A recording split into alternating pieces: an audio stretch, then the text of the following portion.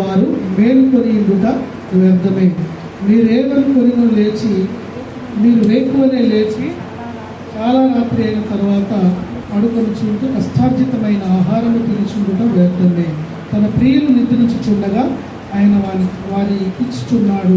కుమారులు యెహోవా అనుగ్రహింపు స్వాస్థ్యము, గర్భఫలము ఆయన ఇచ్చు బహుమానమే.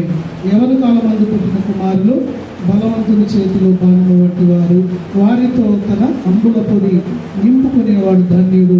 అట్టివాడు సిగ్గుపడక గుమ్మములలో తన విరోధులతో వాదించుడు. దేవుడి వాక్యము దీవించునుగాక. హల్లెలూయా. వాస్తవానికి దేవుడు మన పక్షంగా ఉండకుండా మనం ఎంత ప్రయాసం చేసినా, మనం ఎన్ని డబ్బులు సమకూర్చుకున్నా, మనం ఎంత ఏర్పాటులో ఉంచుకున్నా అది అర్థమే అని దేవుడి వాక్యం మాట్లాడుతుంది. నిజంగా మరి చూస్తూ ఉండగానే ఈ ఇంటి యొక్క నిర్మాణం త్వరగానే దేవుడు ముగించాడు. కొన్ని ఇల్లులు ఏర్పాటు చేసుకున్నప్పుడు సంవత్సరాల తరబడి ఇల్లులు కట్టే సందర్భాలు మనం చూస్తాం. డబ్బు ఉంటుంది, పరిస్థితులన్నీ అనుకూలంగా ఉంటాయి, అన్నీ వారికి సమృద్ధిగా ఉంటాయి. కానీ చేయడానికి చేతి పనివారును లేకపోతే కుటుంబ సభ్యుల్లో ఆరోగ్యము సరిగా సహకరించకను ఏదో ఒక కారణం చేత అలాగా ఆగిపోయి సంవత్సరాలు గడిచిపోతున్న అనేక ఇల్లులు ఉంటాయి. అందుకే ఇక్కడ మాట్లాడుతున్నది ఏంటంటే, ఇది దావీదు సొలొమోను రాసినటువంటిది. సొలొమోను మందిరం కట్టేటప్పుడు దాని కట్టడము ఎంత మాత్రము కూడా మనిషి శక్తి సరిపోదు.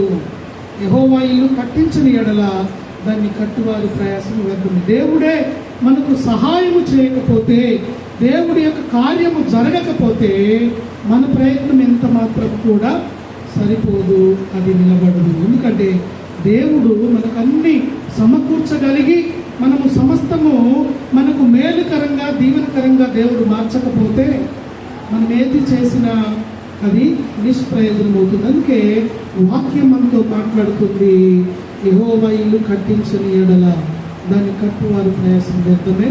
యెహోవా పట్టణమును కాపాడని ఎడల, ఒక పట్టణాన్ని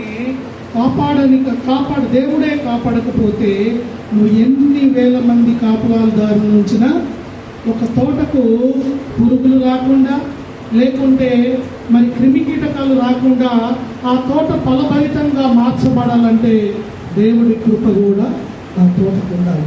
అలాగే కావలి కాసేవారు ఎంత ఉన్నా ఆ పట్టణము బహు జాగ్రత్తగా ఉండాలంటే దేవుడి కాపుదల ఉండాలనేది దేవుడి వాక్యంతో మాట్లాడుతుంది.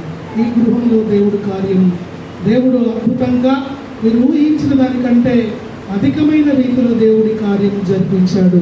అలాగే మీకున్నటువంటి విశ్వాసాన్ని బట్టి ప్రభు ఈ కుటుంబాన్ని దీవించుగాక. హల్లెలూయా. ప్రార్థన చేసుకుందాం. మరి దేవుడి సన్నిధిలో ప్రార్థన చేసుకుందాం. తేరజమ్మ గారు చిన్న ప్రార్థన, 2 మాటలు చిన్న ప్రార్థన చేసుకుంటాం. తర్వాత ప్రార్థన చేసుకుని లోపలికి వెళ్దాం.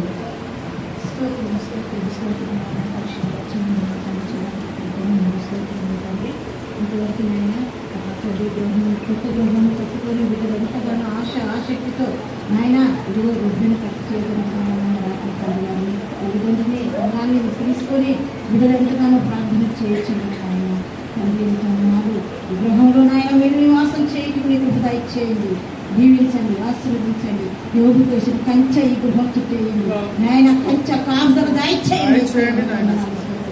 కోరుకున్న ప్రతి బిడ్డను దీవించి ఆశీర్వించండి నాయన. ఈ శక్తి బలం ఈ గృహానికి ఈ బిడ్డలను నాయన మరి నాయన ఈ యొక్క గృహంలో ఉన్న నాయన తండ్రి యజమానురాలకు తనకిచ్చిన బిడ్డలను జీవించి ఆశ్రయించి వారికి నాయన కావలసిన ఆరోగ్యంతో నాయన జీవించడం దయచేయండి నాయన. తండ్రి ఆత్మ తండ్రితో మీరుండి మాతో మీరుండి నాయన గృహంలో మీరు అడుగు దయచేసి దీవించి ఆశ్రయించి కనికరించవండి. ప్రార్థన ప్రతిఫలం దయచేయండి.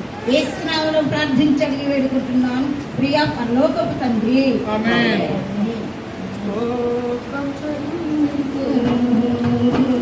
స్తుతి స్తోత్రం చెల్లింతుము యేసు నాదుని మేలుతలచి స్తోత్రం చెల్లింతుము స్తుతి స్తోత్రం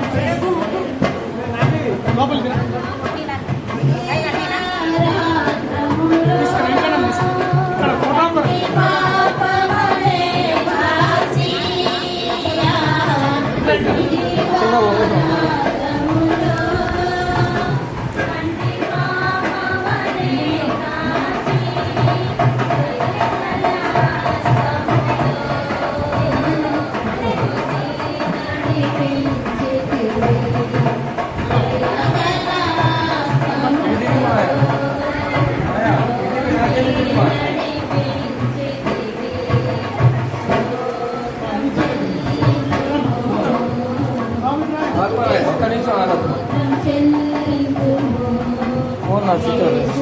అయ్యా, ఫోన్ ఎక్కడ అయ్యా? ఏంది?